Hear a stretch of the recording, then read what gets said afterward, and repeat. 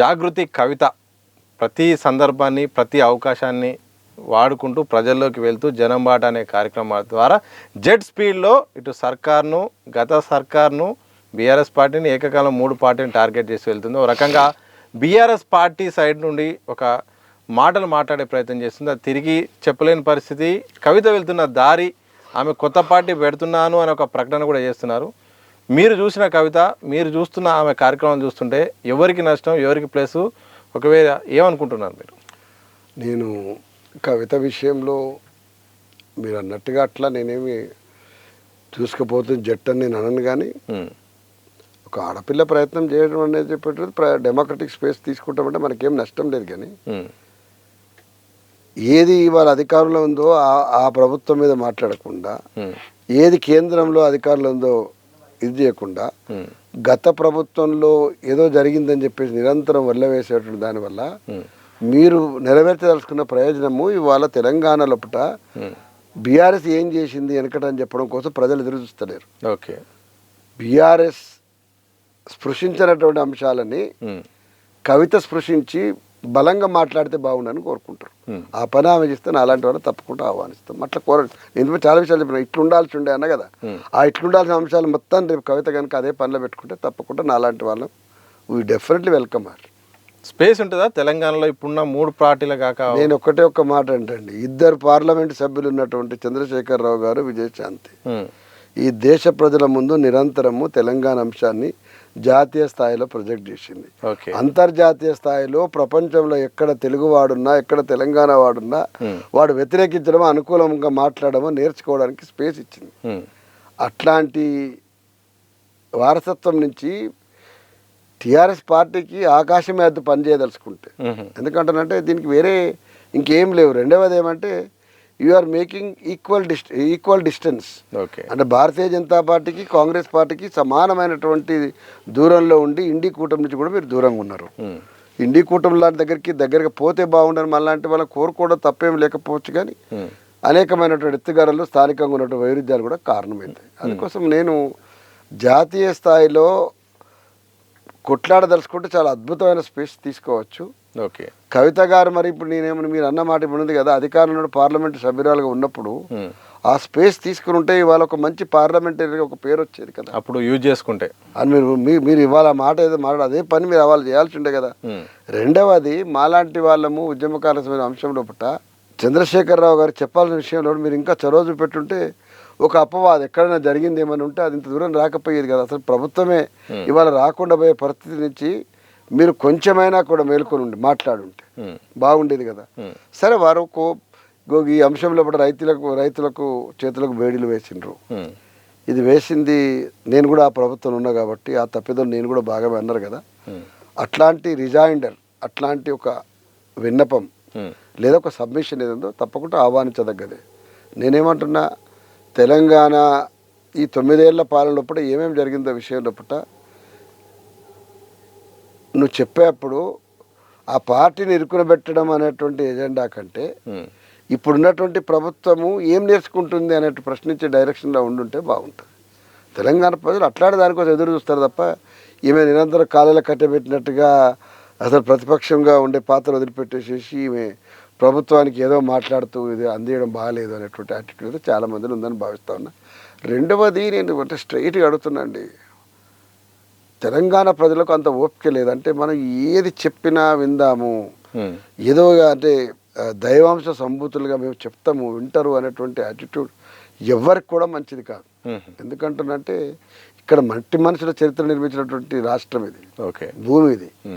ఇక్కడ మనమే అంటే ఇప్పుడు మీరు పైనకు చూస్తే కూడా కాంగ్రెస్లో నిన్న చర్చ మీరు చూసుంటారు. అంటే ఆ కుటుంబం నుంచి వస్తేనే అద్భుతం జరుగుతుంది, ఆ కుటుంబం రక్తమే అద్భుతమైంది అనేది ఉంది కదా. అది బీఆర్ఎస్ మీద పడొద్దని నేను కోరుకుంటున్నా. ఓకే, ఎందుకంటే లీడర్షిప్కి అవకాశం ఇచ్చిన పార్టీ లోపల కొద్ది మంది చుట్టూ ఎందుకు తిరగాల? ప్రాంతీయ పార్టీలో స్కోప్ ఉండదంటారుగా. అట్లేం లేదు కదండి. ఎంతమంది లీడర్ కాలేదు ఇప్పుడు కాలేదు, అందరూ మాట్లాడతలేరా? మంచిగానే ఉన్నారు కదా, అందరికి ఒక స్పేస్ దొరుకుతున్నది కదా. మీ అందరు నేను ఏమంటున్నానంటే ప్రాంతీయ పార్టీ అంటే ఇట్లనే ఉండాలని రూల్ ఏం లేదండి. అంటే కుటుంబాలుగానే ఉండాలని చెప్పి రూల్ ఏం లేదు. చాలా చాలా స్టేట్లప్పుడు కూడా చాలా ప్రాంతాల్లో కూడా ఒక వ్యక్తితో పాటు మంచి లీడర్షిప్ కూడా వస్తూ ఉన్నది. రెండవది నేషనల్ పాలిటిక్స్ లోపటనే ఒక సందర్భంలో కాంగ్రెస్లో బియాండ్ రాహుల్ గాంధీ సోనియా గాంధీ కుటుంబం కూడా లీడర్షిప్కు మనం పైకి లేపకపోయినట్టు పార్టీ నిలబడినటువంటి చర్చ వచ్చింది అక్కడ. మిగతా దగ్గర కూడా రావాలి కదా, అన్నిట్లో రావాలి కదా. ఓకే. రెండవది మూస పద్ధతి లోపల పార్టీలు నడుస్తాయి అనుకుంటే అది కరెక్ట్ కాదని అయితే భావిస్తాం.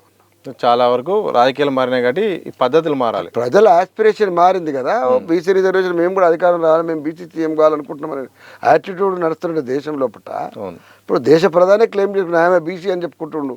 ఆయన బీసీ ఎప్పుడైండు ఎట్లయింది చర్చ తర్వాత మాట్లాడదాం. అంటే ప్రజలకు విషయం తెలియజేసేటప్పుడు నేను బీసీ నేను తెలియజేయడం ద్వారా 4 స్టెప్పులు కిందికి దిగి ఏమి ఓకే మన బీసీలకు అధికారం రాని ఒక సాఫ్ట్ కార్నర్ కూడా దానికి ఇచ్చే ప్రయత్నం చేస్తున్నాడా అనే దాన్ని కూడా మనం ఆలోచించాలి కదా. ఇస్తున్నాడా లేదా, వాళ్ళు ఇవాళ రిజర్వేషన్కి మనం వచ్చినప్పుడు మన మిగతా ఏం జరుగుతుంది చర్చలు వేరే. బట్ అల్టిమేట్గా నేను కూడా ఒక బ్యాక్వర్డ్ క్లాస్ని, నేను కూడా రాజకీయ అంటరానితనాన్ని అనుభవించిన వాడిని అని చెప్పి ఫస్ట్ మీకు బాగా గుర్తుండతే మొదటి ఎలక్షన్లో మోడీ గారి యొక్క స్టైల్ అదే. అవునా? సో అర్థమేమి, నష్టపోయిన వాళ్ళగా ఉన్నామని చెప్పడం ద్వారా కుటుంబంకు మంచి పేరు వస్తుంది. ఓకే, అడుగు తగ్గడం వల్ల మంచిదే. అది నేను అనేది, అది ఎవరికైనా అప్లై అవుతుంది కదా, ఎక్కువ కాంట్రవర్సీ చేయొద్దు. అంతవరకు నేను చెప్పదలుచుకున్నాను. బీసీ ఉద్యమం చాలామంది ఏమనుకుంటున్నారు అంటే ఇంకా ఉద్యమాలు దాదాపు అన్నీ అయిపోయినాయి, ఒక మిగిలిందల్లా ఒక బీసీ ఉద్యమం, బీసీ రాజ్యాధికారం అని కూడా చాలామంది నాయకులు, బీసీ సంఘ నేతలు, చాలామంది కూడా విశ్లేషకులు కూడా భావిస్తున్నారు. ఇంకొక రకమైన చర్చ ఏంటంటే ఇన్ని కులాలు ఉన్నాయి, మల్టిపుల్ కులాలు ఉన్నాయి, ఇవన్నీ కూడా సాధ్యమా? ఒక కులానికి ఒక కులానికి గ్యాప్ ఉన్నది. మరి అన్ని కులాలు ఏకతాటిగా ఈ ఉద్యమం వైపు అడుగులేస్తాయని ఒక ప్రశ్న. జనరేషన్ మారింది, ఇప్పుడున్న పరిస్థితుల్లో, ఇప్పుడు యువత కానీ ఇప్పుడున్న పరిస్థితుల్లో కూడా ఈ యొక్క భావజాలాన్ని వాళ్ళు తీసుకునే పరిస్థితి లేరు, ఉద్యోగము వ్యాపారం పరిస్థితిలో ఉన్నారని ఒక చర్చ. నిజంగా మీకు ఆ నమ్మకం ఉందా? బీసీ ఉద్యమం కానీ బీసీ రాజ్యాధికారం కానీ భవిష్యత్తులో సాధ్యమైన అవకాశాలు ఉన్నాయా? మీరు అన్నట్టు రిజర్వేషన్ స్టైలు, రిజర్వేషన్ అనుభవించే కులాల యొక్క ఆర్థిక స్థితి, సామాజిక స్థితి, చైతన్యం, మిగతా సమాజంతో ఉండేటువంటి hybridization as well as confrontation, అంటే వాళ్ళతో కలిసి పనిచేయడము, వాళ్ళతోటి ఎదురుగా కొట్లాడడం, అంటే ఇంట్రెస్ట్లు ఒక్కోసారి ఇంటర్సెక్ట్ అవుతాయి.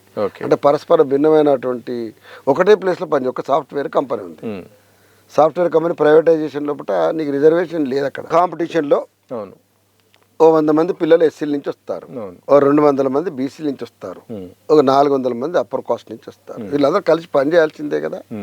కలిసి పనిచేసే దగ్గర ఎవరెవరి సామాజిక చైతన్యం, కుల చైతన్యం కూడా పనిచేస్తుంది కదా. చేసినప్పుడు వాళ్ళు అనుభవించిన దాని నుంచి లీడర్షిప్ కూడా ఎదుగుతుంది కదా.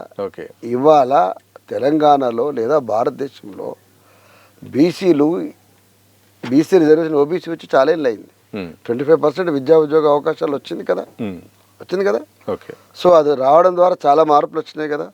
పర్టికులర్లీ సాఫ్ట్వేర్ రంగంలో, లాలో అన్ని కులాల వాళ్ళు వచ్చినారు. సరే, జడ్జిలు ఎవరైతున్నారు, కొలీజియం ఏడ ఉన్నది చర్చ వేరే, కానీ ఒక్క స్థాయిలో అయితే అన్ని రకాల సెక్షన్ రిప్రజెంట్ చేసే స్థాయి వచ్చింది కదా. అట్లా వచ్చిన తర్వాత ఇంకా తెలంగాణలో బీసీలకు ఇంక ఏమి రాదు, వీళ్ళకి ఏం కాదు, వాళ్ళు ఏం పట్టించుకునేది తప్పు.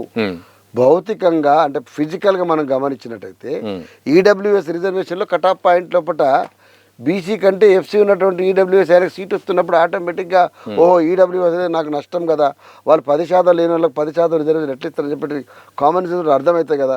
ఎవరు ఈడబ్ల్యూఎస్ని తీసుకొని వచ్చినప్పుడు కూడా ఇది అన్యాయం అని చెప్పేసి అనుకుంటారు కదా. ఒక దశ వస్తుంది, మరి ఈడబ్ల్యూఎస్ని మీరు తీసివేసేదాకా మేము ఉద్యమం చేస్తామనే దశ కూడా రావచ్చు రేపు తెలంగాణలో. ఎవరు చెప్పగలుగుతారు? రకరకాల, నేను ఏమంటున్నానంటే నథింగ్ ఈజ్ పర్మనెంట్. పాలిటిక్స్లో డైనమిక్గా ఉంటుంది. విద్యార్థి సంఘాలకు ఎలక్షన్ అవసరం లేదన్నారు, ఎంతకాలం అనగలుగుతారు? ఇవాళ జేఎన్యూలో ఎలక్షన్ అయితే గెలిస్తే దేశవ్యాప్తంగా చర్చ అవుతా ఉన్నది. ఢిల్లీ యూనివర్సిటీలో గెలిస్తే దేశవ్యాప్తంగా చర్చ అవుతుంది. ఒక పాట్నా యూనివర్సిటీలో జరిగితే దేశవ్యాప్తంగా చర్చ అవుతుంది. చాలా ప్రాంతాల్లో కూడా స్టూడెంట్ లీడర్లు బ్రహ్మాండంగా రాజకీయాల్లోకి వచ్చి శాసిస్తున్నారు లేదా డిమాండ్ చేస్తున్నారు. తెలంగాణ కూడా రేపు ఇంపాక్ట్ పడి యూనివర్సిటీలలో 1000 కోట్ల లీడర్తో సరిపోదండి, రేపు ఎన్నికలు కావాలని చెప్పేసి రేపు రేవంత్ రెడ్డి గారికి రిప్రజెంటేషన్ వస్తుంది, కొట్లాడతారు. రేపు వచ్చి ఎందుకు కొట్లాడరు? సో నేను మీకు ఒక్కటే ఒక మాట నేను ఏమంటే, ఇప్పుడు ఇట్లనే ఉంటుంది అని ఎక్స్పెక్ట్ చేయమాకండి. సో మనలాంటి వాళ్ళం మీతో మాట్లాడడం ద్వారా మేము చెప్పదలుచుకున్నది ఏంటంటే, సొసైటీకి ప్రోగ్రెసివ్ కాంపోనెంట్ అనేది యాడ్ అవుతుంది. ఇప్పుడు కాకపోతే రేపు అయితే ఇంకొక రోజుకి అవుతుంది. కానీ డెఫినెట్గా బ్యాక్వర్డ్ క్లాస్ సంబంధించినటువంటి ఎట్లయితే గుర్రం జాషువా గారు దళితుడికి ఈ దేశం రుణపడి ఉన్నది ఎట్లా మాట్లాడతామో, ఉత్పత్తి కులాలైనటువంటి బీసీలకు ఈ సమాజం రుణపడి ఉన్నది. రావాల్సిన రిజర్వేషన్ ఫలాలు వాళ్ళకి అందవలసింది, రాజకీయ రిజర్వేషన్ రావాల్సింది. రేపు డీలిమిటేషన్ వస్తే ఆ సందర్భం వరకల్లోనైనా కూడా కేవలం డీలిమిటేషన్ సీట్లు పెరగడమే కాదు, బీసీలకు చట్టసభలో కూడా రిజర్వేషన్ కూడా రావాలి. ఇది ఒక రోడ్ మ్యాప్ ఇది. ఇప్పుడు మనలాంటి వాళ్ళం వేరే ఏం పని చేస్తాము, నాకు అది రాకపోయి ఇది రాకపోయి, నేను చైర్మన్ కాకపోతే ఎరబుక్, ఇది కాదు సమస్య. అల్టిమేట్గా సొసైటీలో ప్రోగ్రెసివ్ యాక్టివిటీ ఏం పెరుగుతుంది, ఇంకా పాలనా పరంగా ఏం జరుగుతుంది, లీగల్గా ఏం జరుగుతుంది, ఇవన్నీ మనం వెతుక్కోవాలా. ఎంతసేపు అలా అయిపోయినట్టేనా, అట్లా కానే కాదు. 100% తెలంగాణలో భవిష్యత్తులో బీసీ రిజర్వేషన్ ఒక్కటే కాదు, బీసీ రాజ్యాధికారం దిశగా తప్పకుండా ఉంటారు. ఎల్లకాలం ఇట్లనే ఉంటాయి పాలిటిక్స్, వీళ్ళే నాయకులు ఉంటారని చెప్పి నేనేం అనుకోవడం. మీ అనుభవంలో చాలా నేనేమి నా జీవితం అంతా ఊపిరిన దాకా వీళ్ళే ముఖ్యమంత్రులు అవుతారని నేనేం కలగంతలేదు. తప్పకుండా నేను కూడా అస్పైర్ చేస్తా, నా వాళ్ళు కావాలని కోరుకుంటా. ఎందుకు కోరుకోవద్దు? దళితుడు ముఖ్యమంత్రి కావాలన్నటువంటి చంద్రశేఖరరావు గారు రేపు బ్యాక్వర్డ్ క్లాస్ కూడా ముఖ్యమంత్రి కావాలని అనడానికి ఆయనే సిద్ధపడతాడేమో. ఆయన సిద్ధపడకపోతే బయట ఉండే చర్చ అనివార్యంగా అనుకో పరిస్థితి కల్పిస్తుందేమో. అట్లా మనం నథింగ్ ఇస్ ఇంపాసిబుల్. నేను ఏమి తెలుసుకున్నంటే ఇవాళ ఇట్లా జరుగుతుందని చెప్పడం కోసం, చిన్నపుచ్చడం కోసం చెప్పడం లేదు. Nothing is impossible. రాజకీయాలు అదొక్క విషయం అయితే చెప్పదలుచుకున్నాను.